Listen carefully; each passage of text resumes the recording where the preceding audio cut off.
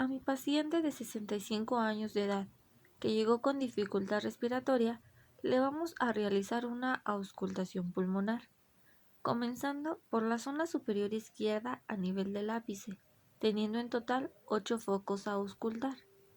La auscultación debe ser bilateral, así que enseguida se revisa el lado derecho a la misma altura para poder comparar los sonidos. En la zona derecha se puede apreciar disminuido el murmullo vesicular, el cual representa el aire que cruza y recorre las vías aéreas. Ante esto podemos pensar en una hipoventilación, un efisema, un derrame pleural, un engrosamiento pleural, una atelectasia o un neumotórax.